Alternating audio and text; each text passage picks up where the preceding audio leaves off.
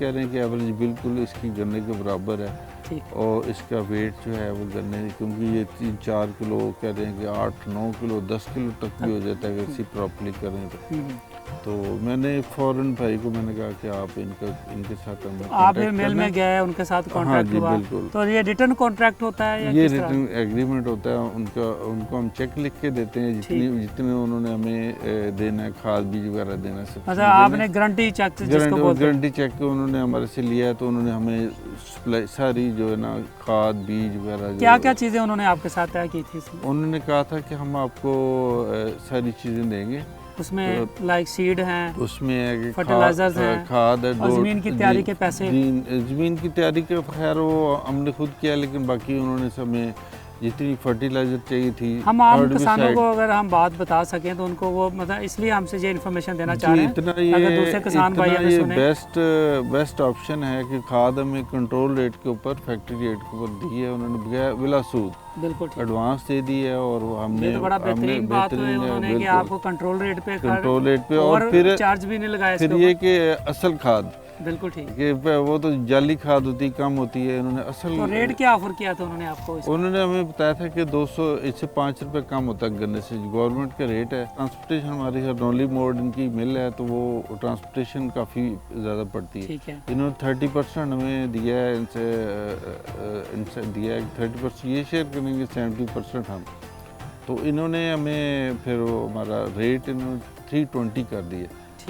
ठीक है, हमारी कटिंग करने के बाद ये तो इसका मतलब 20 रुपए और आपको ज़्यादा ऑफर किया? हाँ जी, इन्होंने 20 रुपए और दे दिया। तो दूसरा, जब आप मिल में गए हैं तो चीनी की रिकवरी में आपने कितनी मालूमात ली है इसमें? अगर हाँ जी, चीनी की रिकवरी गन्ने का जो है इसमें फोक वगैरह ज़्यादा होता है, इसमें रिकवरी ज़्यादा है। इसके तकरीबन 12 से 14%, 12-14% चीनी की रिकवरी है क्योंकि पूरी दुनिया में अगर यूरोप की बात करें, अमेरिका की बात करें, इवन तुर्की, इवन हमारे जो चाइना है, ईरान है, उसमें सारी जगहों पे बीट रूट से ही चीनी बनाई जाती है। ये तो पाकिस्तान है या गर्म इलाके हैं जहाँ पे बीट रूट कम इस्तेमाल होता है, या गन्ना ज़्यादा आसानी से मतलब होती शुगर होती बीट रूट से, जिस पे गन्ने की बनती है उस पे लिखा होता है गन्ने में तो शुगर रिकवरी ही 10%। हाँ जी बिल्कुल।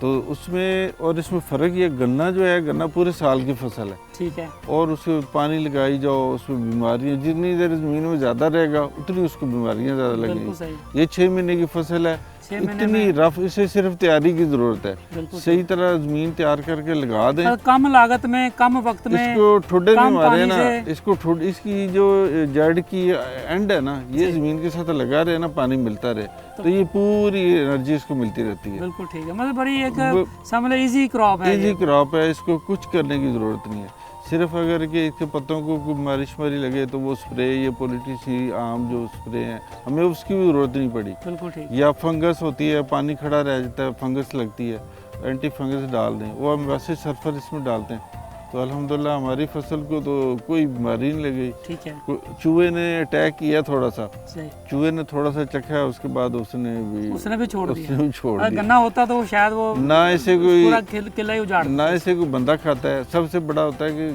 गन्ने का उजाड़ा बहुत है। ठीक। गन्ने की कटाई हो रही है तो कटिंग वाले जो लेबर है वो अब 20-30% तो वही ले जाती है।